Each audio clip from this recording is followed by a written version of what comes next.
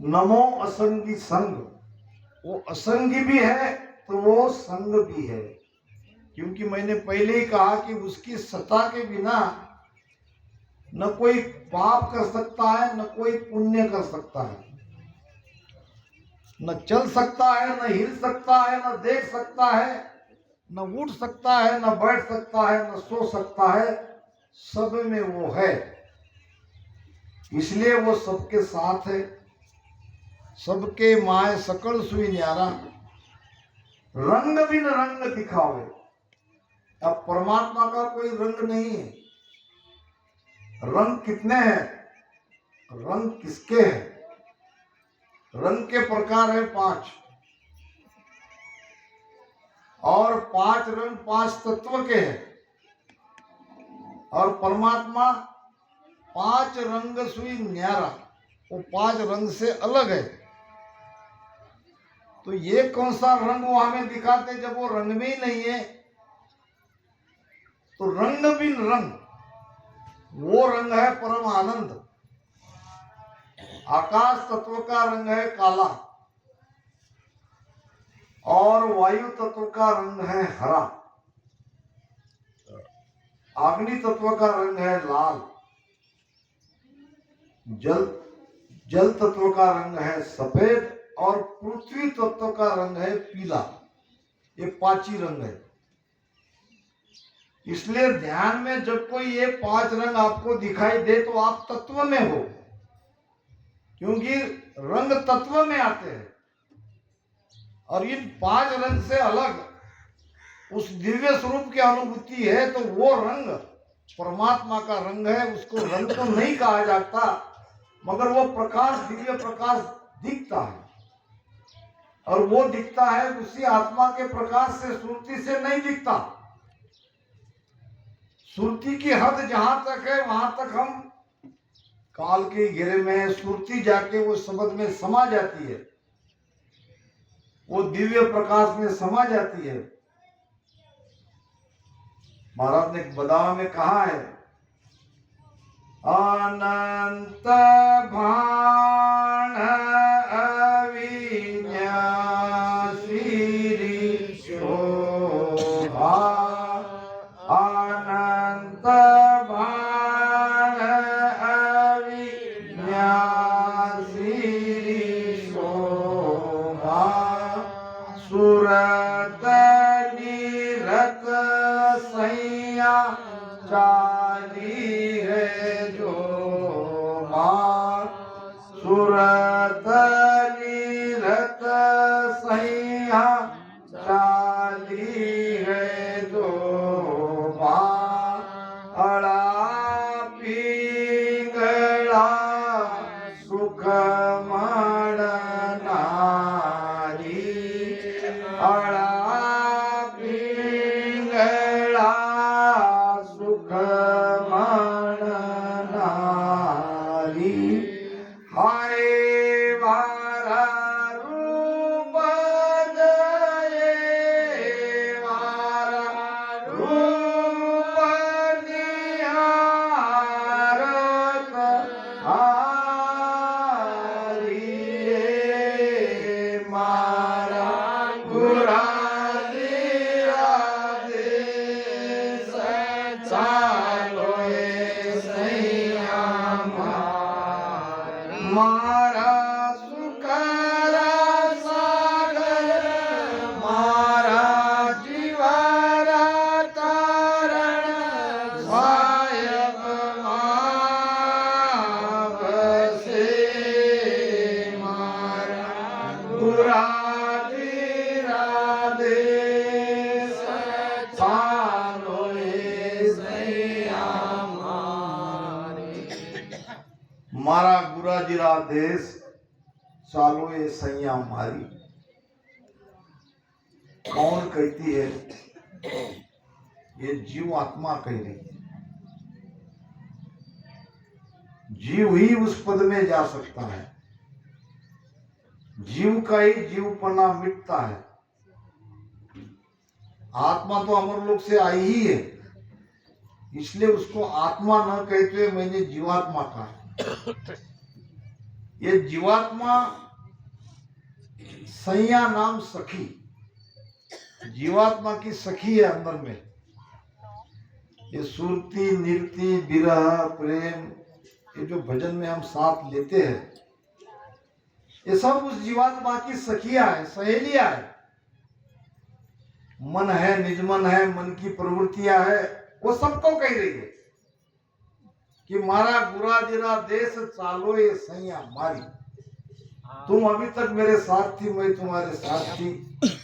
अब मुझे सदगुरु से भेद मिल गया, अब मैं सदगुरु के देश में जाना चाहती हूं, तो आप भी चलो।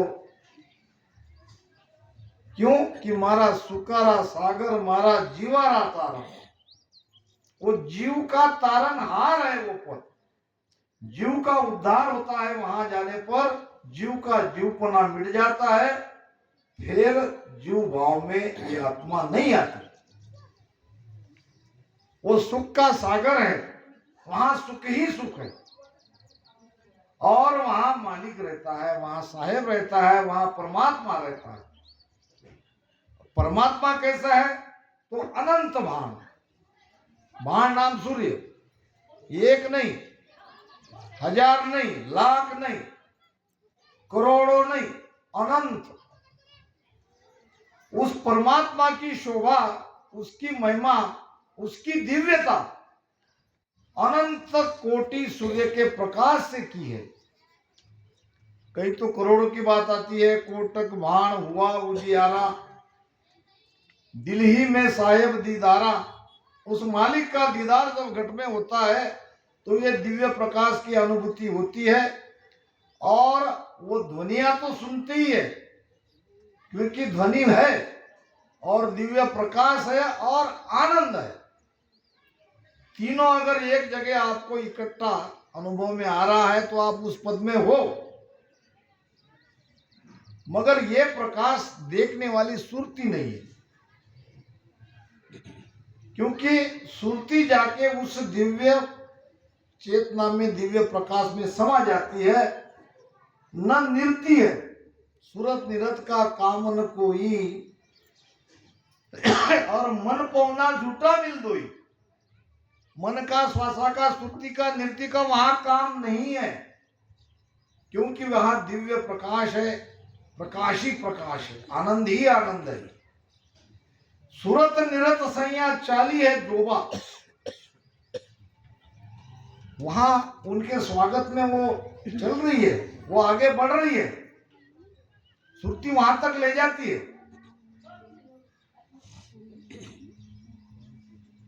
सूरत निरत सैया चाली है जोबा, अड़ा पिंगला सुक्मण नारी।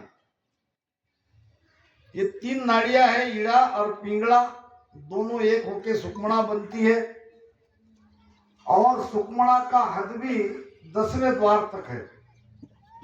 10वें द्वार के आगे न सुक्मणा जाती है, ईड़ा पिंगला तो यहीं रुक जाती है त्रिकुटी में।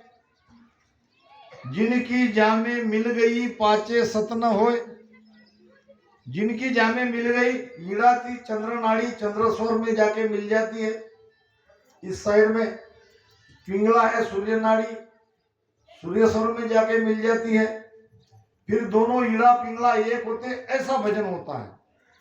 हमारी भजन की भी अलग अलग स्थिति है। जब तक मेरू को पार नहीं करते, त्रिकुटी में नहीं आते, सांस उसास में भजन होता है और खूब होता है। मगर जैसे ही त्रिकुटी में आते हैं, ये ईड़ा पिंगला दोनों एक होके ऐसी सुक्मणा चलती है, सांस उसास बहुत धीमी चलती है, सूक्ष्म चलती है, सांस उसास बंद कभी नहीं होती। मगर उसमें अब वो भजन नहीं होता, किसी का 5 मिनट, किसी का 10 मिनट, थोड़ा सा भजन होते ही ऊपर सुरती लग जाती है, शब्द का आनंद लेने लगती है। तो भजन की स्थिति त्रिकुटी से 10वें द्वार तक सुक्मणा के द्वारा ही होती है, और 72,000 नाड़ी में ये एक नाड़ी है सुक्मणा, जिसको खोलना बिरले का काम है, इसलिए बिरला ही वहां पहुंच सकता है। वो जो प्रकाश है, वो प्रकाश है स्वयं आत्मा का प्रकाश। स्वयं परमात्मा का प्रकाश, आत्मा ही परमात्मा है। क्योंकि हम उसे शरीर में ढूंढ रहे हैं, हम उसे बाहर नहीं ढूंढ रहे। बाहर ढूंढते तो उसको हम परमात्मा कह सकते थे। उसी परमात्मा का शुद्ध रूप पूरा का पूरा अंश हमारे भीतर है, और जब वहां तक पहुंचते हैं तो वो प्रकाश, उस आत्मा का वो दिव्य प्रकाश हमें दिखाई देता है। यहीं से त्रिकुटी से प्रारंभ हो जाता है, ऐसे खिंचाव आता है ऊपर ज्वाला की जैसे एक लपटे शब्द की ऊपर जाने लगती है। धीरे धीरे पहले तो भंवर गुफा में शब्द जाता है, शब्द है कि नहीं, क्या हो रहा है हमारे साथ, न ध्वनि सुनाई दे रही है, न कुछ हो रहा है, न कुछ मालूम पड़ रहा है। ये शब्द गया हमारा भंवर गुफा में। ऐसी गुफा जहां कुछ समझ में नहीं आ रहा है, फिर भंवर गुफा के पार होते ही दोनों कान पे ध्वनियां सुनाई देगी। ये भंवर गुफा से आगे बढ़ने का लक्षण है। एक तरफ है देवलोक की, एक तरफ है राक्षस लोक की। ये ध्वनियां सुनाई देने के बाद फिर वो शब्द की लपटें ऊपर जाती है, और फिर वास्तव में अब हमारा उस देश तक पहुंचने का वो यात्रा प्रारंभ हो गई है। यहां तक तो हम हद में थे, पिंड में थे, माया के साथ थे, अब आ गए ब्रह्म में। इसलिए महाराज ने कहा है, हद, बेहद और अगम, तीन देश है। हद नाम त्रिकुटी, हद के नीचे क्या है, 3 लोक 14 भवन। बेहद नाम 10वां द्वार, 10वें द्वार में क्या है, हद से बेहद तक 3 ब्रह्म के 13 लोक, और बेहद के परे सत्स्वरूप आनंद पर। 3 देश का 3 काल भी है। हद का काल क्रोध, बेहद का काल अज्ञानी गुरु, अगम देश का काल सांख्य योग। अब थोड़ा और समझो इसको। हद का काल क्रोध क्यों कहा है? जिसको हद में रहना है, जिसको 3 लोक का सुख चाहिए, जिसको माया का सुख चाहिए, उसको क्रोध पर नियंत्रण करना ही पड़ेगा। क्योंकि क्रोध उस आनंद को, 3 लोक में हद का जो सुख है, हद का जो आनंद है, वो आनंद में ये क्रोध बाधा डालता है। इसलिए उसे हद का काल कहा है। आप देखोगे 3 लोक में जिसको क्रोध कम आता है, वो उसका स्वभाव भी बड़ा शांत रहता है। तो हद में रहना है तो क्रोध पर काबू करो। किया कराया सब गया, जब आया अहंकार, और क्रोध गिरन लगा रहे एक क्रोध के लाभ। क्रोधी आदमी के पीछे ऐसे करोड़ों विघ्न लगते हैं, इसलिए उसको हद का काल कहा है। जिसको हद में रहना है वो अपने क्रोध पर नियंत्रण करे।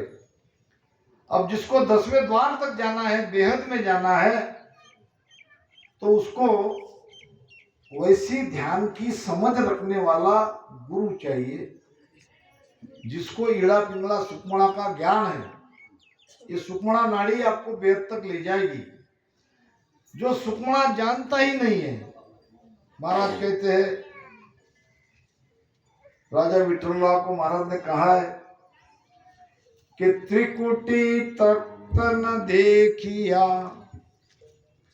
राम राम, काना सुन्या न कोय, ब्रह्म देश की गम नहीं, कह मैं सतगुरु होय, कह मैं सतगुरु होय, प्राण की गमन काई, ये जासी किण देश शीस गुरु दोनों भाई, सुख रामदास बाता करे, अगम निगम की जोया, त्रिकुटी तख्त न देखिया, काना सुन्या न कोय। क्योंकि हमें हद से बेहद में जाना पड़ता है, पिंड से खंड में, खंड से ब्रह्मांड में, और ब्रह्मांड से ब्रह्मांड के बाहर, ऐसी हमारी यात्रा है। तो बेहद का गुरु, अज्ञानी गुरु, मूर्ख गुरु क्यों कहा है? कि वो स्वयं उस त्रिकुटी पद का अनुभव नहीं जानते। त्रिकुटी तक पहुंचने के लिए ये नाड़ियों का ज्ञान, प्राण का ज्ञान उसके पास चाहिए। त्रिकुटी तक न देखिया काना सुनिया न कोई, यानी सुना हुआ भी नहीं है, स्वयं के पास वेद तो नहीं है, कम से कम ज्ञान तो है, मगर ऐसा भी नहीं है। जब ज्ञान ही नहीं है, जब भेद ही नहीं, तो पहुंचेंगे कैसे? न पहुंचे हुए हैं, न वहां पहुंचने का भेद है। ब्रह्म देश तो बहुत दूर रह गए, ब्रह्म देश की जानकारी हो ही नहीं सकती, और अपने आप को सदगुरु मान रहा है, लोगों के सामने वैसा दिखा रहा है, लोगों को भेद बता रहा है, भजन सुमिरन करवा रहा है, यानी अपने आप को वो मान रहा है कि मैं सदगुरु हूं, जबकि उसे ये चीज का ज्ञान नहीं है, अनुभव नहीं है। ब्रह्म देश की गम नहीं, कहे मैं सदगुरु होए, और कहे मैं सदगुरु होए, प्राण की गम न खाए। देखो ये भिवापुर जो गांव है, यहां आने पर ऑटोमेटिक गुरु महाराज ऐसी कृपा कर देते हैं, क्योंकि मेरा सबसे प्रिय गांव अगर कोई है तो ये भिवापुर है। बहुत पुराने रामसनी है, ज्यादा संख्या में है, सभी सत्संग को बहुत ही अच्छी तरह से सुनते हैं, ज्ञान की समझ रखते हैं। वक्ता के हाथ में ज्ञान देना नहीं रहता, श्रोता निकाल लेता है, श्रोता में वो पावर रहती है, उनको जो चाहिए वो ज्ञान वक्ता के मुख से निकलवा लेता है। तो ऐसा ये भिवापुर गांव है। प्राण की गमन का इसका मतलब क्या है, थोड़ा प्राण का आपको समझा दूं। समय कम है, हमारे वकील साहब भी आए हैं, हमारे गोवर्धन जी भी है, बड़े अच्छे अच्छे हमारे नए अभ्यासु ज्ञान चर्चा करने वाले हमारे पास है, और ये बहुत बड़ी कृपा है। एक श्वास जो भीतर लेते हैं, प्राण वायु, ऑक्सीजन, वो 5 प्रकार का शरीर में कार्य करती है। क्यों आपको ये प्राणकारी जानकारी मिलना जरूरी है? क्योंकि इनका हमारे भजन से संबंध है, और बहुत बड़ा संबंध है। पहला तो यहाँ कंठ स्थान पे है, उसका नाम है उदान वायु, जो संवेदना हमारे मस्तिष्क तक पहुंचाता है। मस्तिष्क में अंदर क्या है? ब्रेन। ब्रेन 2 पार्ट में है, 2 भाग में ब्रेन है। वो ब्रेन तक संवेदना, पैर में ठोकर लगी है तो हमें उसका दर्द होता है। दर्द कहां से होता है? दर्द माइंड से होता है, ब्रेन से होता है। वो संवेदना ब्रेन तक जाती है, ब्रेन से सारे शरीर में उसकी जानकारी होती है, फिर लगता है कि हमें कुछ लग गया। ब्रेन को संवेदना पहुंचाने का कार्य ये उदान वायु करता है। दूसरा प्रकार का वायु है प्राण, जो हृदय स्थान में है, जो धड़कता है। जब तक हमारा हृदय धड़कता है तब तक हम जीवित है, ऐसा मान के चलो, क्योंकि वो प्राण है, वो आत्मा का प्राण है। और प्राण ही निकलता है 9 द्वार से, जब हमारी मृत्यु होती है। और प्राण ये सब वायु में प्रमुख है, मुखिया है। जब प्राण ही चला जाएगा तो न उदान रहेगा, न समान रहेगा, न व्यान रहेगा, न अपान रहेगा। तो प्राण का कार्य शरीर में सबसे महत्वपूर्ण है। और जब हमें हृदय विकार होता है तो प्राण की धड़कन बंद हो जाती है। प्राण की धड़कन होते ही शरीर निस्तेज हो जाता है और सारी नाड़ियां बंद पड़ जाती है, शरीर की पूरी मशीनरी बंद हो जाती है, उसको कहते हैं मृत्यु हो गई। तो मुख्य रूप से शरीर से बाहर निकलता है प्राण। ध्यान रखना इस बात को। प्राण की गमन का ही, प्राण की जानकारी इस सत्स्वरूप के पीछे मार्ग के मनकनाल के वेदी को क्यों जरूरत है। तीसरा प्राण है समान, जो नाभि में रहता है। नाभि में जो भी कोई चीज जाती है यहां से डिस्ट्रीब्यूट होती है। सभी नाड़ियां नाभि में आके मिलती है, नाड़ियों के द्वारा सारे शरीर का पोषण होता है, वो समान वायु करता है। यही भगवान विष्णु का कार्य, वहां नाभि में बैठ के वो पालन पोषण कर रहे हैं इस सृष्टि को। ऐसी सारी सृष्टि में भगवान विष्णु बैठे हैं और वो समान वायु के माध्यम से सारे शरीर का पोषण कर रहे हैं। फिर नीचे है अपान, यानी एक्स्ट्रा जो है शरीर में, जो शरीर को नहीं चाहिए बाहर निकालना है, वो अपान वायु के माध्यम से निकलता है।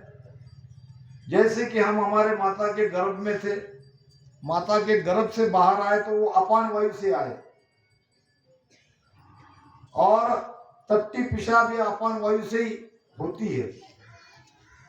और पांचवा वायु है व्यान, वो हर शरीर में व्यापक है, सारे शरीर में वो व्यान वायु है। इस प्रकार ये 5 प्राण है, 5 उप प्राण है। नाग, कुर्रम, किरकिल, धनंजय, देवदत्त, ऐसे 10 प्राण है। तो प्राण की गमन का ही इसका मतलब ये है कि जो प्राण ये पिंड में धड़क रहा है, उसी प्राण को सांसों सांस के माध्यम से हमको 10वें द्वार के बाहर निकालना है। क्योंकि 9 द्वार से अगर हमारा प्राण निकलता है तो हमको वापस संसार में आना पड़ेगा।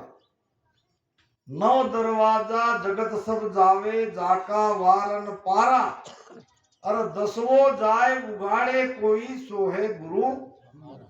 गुरु हमारा का मतलब क्या? वो मेरे देश में जाएंगे, वो गुरु पद में जाएंगे। क्या 10वें द्वार के बाहर निकलने वाले सुखराम जी महाराज के गुरु नहीं हुए? वो गुरु पद के लायक है, वो गुरु पद में मिल जाते हैं। सत्स्वरूप को गुरु पद भी कहते हैं। अब वो जीते जी होता है, जीते जी कैसे निकलता है वो तो बहुत बड़ा विषय है। थोड़ा संक्षिप्त में आपको बता देता हूं कि मोक्ष में 10वां द्वार फूटने के बाद जाते हैं कि उसके पहले चले जाते हैं। हमारे गुरु महाराज का मोक्ष 10वें द्वार फूटने के बाद हुआ कि उसके पहले हुआ? बोलो, पहले हुआ तो कैसे हुआ? समझना तो वो भी है। फूटने के बाद तो मोक्ष हुआ है तो सभी जानते हैं, मगर कुछ रहा नहीं बाकी। 10वां द्वार फूट के गुरु महाराज निकल गए तो दोबारा वो वापस नहीं आएंगे और कोई भी नहीं आएगा। मगर उसकी 10वें द्वार की बाहर की यात्रा घट में ही पूरी हो गई, तभी तो उनका प्राण फूट के बाहर निकला। सब माई सतलोक है, हम बैठे तामाय, माया मोह सु लपटिया, ताते दर्शे नाय। सबके अंदर सतलोक है और हम सतलोक में बैठे हैं। कितनी विचित्र बात है। इतना प्रकट वो देश होने पर भी हम जान क्यों नहीं रहे, उसका अनुभव क्यों नहीं आ रहा है? माया मोह सु लपटी है, ये माया और मोह में लिपटा है। जब तक ये माया और मोह छूट जाएगा वो उस परम आनंद की प्राप्ति जीते जी करेगा। और जो जो उसने स्वेच्छा से धारण किया है, स्वेच्छा से कहो या परमात्मा की इच्छा से कहो, जिसको धारण किया है उसका संबंध उसका टूट जाएगा। भजन करते करते, भजन इसलिए करना जरूरी है, पहले तो वो मन से अलग हो जाएगा त्रिकुटी में। मन बुद्धि चित्त अहंकार ये त्रिकुटी के आगे बहुत सूक्ष्म हो जाते हैं।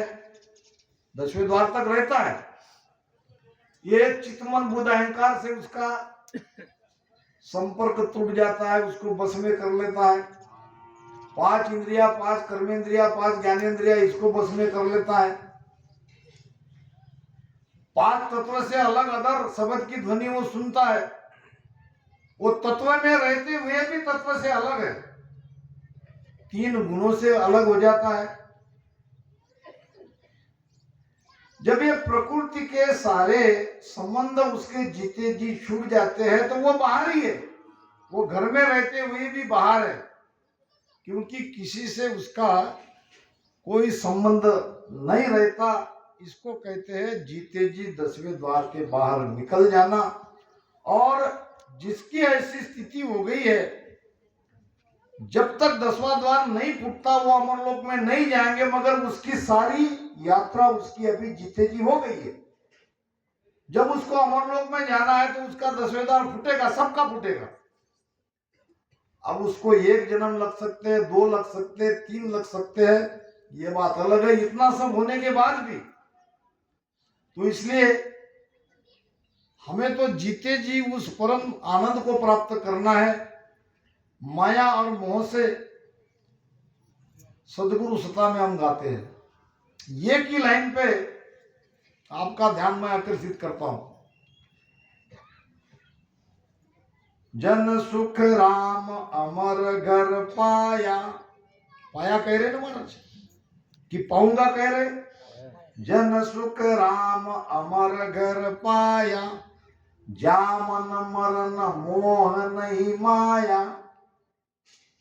मोह माया नहीं है तो आपका जन्म मरना नहीं है। मोह माया है तो आप नहीं पहुंचे, किसी को पूछने की आवश्यकता ही नहीं है। आपका आप ही गुरु बन जाओ, आपका आप ही अनुभव कर लो कि हमारे अंदर क्या क्या गया।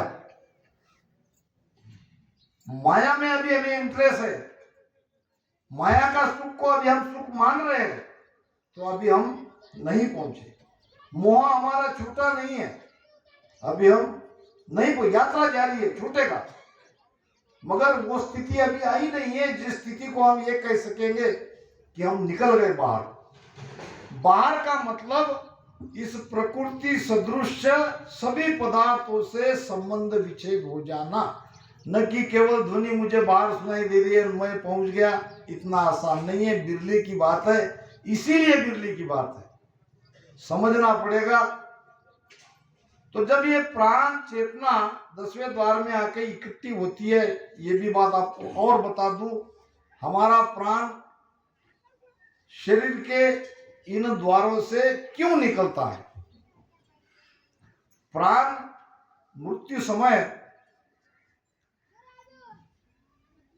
जहां हमारी चेतना इकट्ठी रहती है वहां से हम बाहर निकलते हैं। ध्यान रखना इस बात को। अगर मृत्यु समय है, हमारी चेतना मुख में है, राम स्नेह को कभी राम राम करने नहीं लगा मृत्यु समय, बड़ी जिम्मेदारी से आपको कह रहा हूं, उसको राम राम करने मत लगाना, नहीं तो मुख से उसका प्राण निकल जाएगा। उसको 10वें द्वार के बाहर ध्यान रखने को कहना। राम राम तो उसने किया, तभी तो उसकी यात्रा वहां तक पहुंची। और उस देश का ध्यान राम राम ये बेकरी वाली का हो ही नहीं सकता। अगर हम उसको जोर जबरदस्ती करने लगा रहे हैं तो उसकी सुरती को हम जबरदस्ती से पीठ में ला रहे हैं। अगर वहीं से उसका प्राण निकल गया, मुख खुल जाएगा, मुख खुल गया 9 द्वार से चला जाएगा। जो जाना है 10वें द्वार में उसको हम जबरदस्ती 9 द्वार में लेके गए। चेतना का स्तर जिस द्वार में मृत्यु समय उस पल में रहता है उसी से हमारी एंट्री होती है। मृत्यु समय जिसकी चेतना काम के द्वार में है उसका टट्टी पेशाब से प्राण निकलेगा। मृत्यु समय जिसकी चेतना आंख में है, जो देखना चाहता है, बार बार आके खोल रहा है, घर के परिवार के लोगों को देख रहा है, घर के देख रहा है, अपनी वस्तुओं को देख रहा है, तो उसकी चेतना उस समय आंख में है, वो आंख से ही निकलेगा। इसलिए इस चेतना को 10वें द्वार में ले जाओ। चेतना का ही तो खेल है, प्राण का ही तो खेल है। ओ दिन को कब पूगे हो, मेरा प्राण आद घर पूगे हो, दिन दिन वापुल क्वाही हो, मेरा ध्यान लगे सुन माही हो। छोटा सा प्रभाती का धुन राग है, बड़ा गजब का अर्थ है। ये प्रार्थना हो रही है, आत्मा परमात्मा को, आत्मा गुरुदेव को प्रार्थना कर रही है कि मेरी प्राण ऊर्जा चेतना यहाँ 10वें द्वार में कब पहुंचे, सारी की सारी। वो दिन को कब उगे हो, मेरे जीवन में वो दिन कब आएगा कि मेरी संपूर्ण ऊर्जा पिंड से खंड में, खंड से ब्रह्मांड में यहां पहुंच जाएगी। और उसी समय हमारा ध्यान शून्य में लगेगा। मेरा ध्यान लगा सुन माई हो, बिल्कुल शून्य की स्थिति हो जाएगी।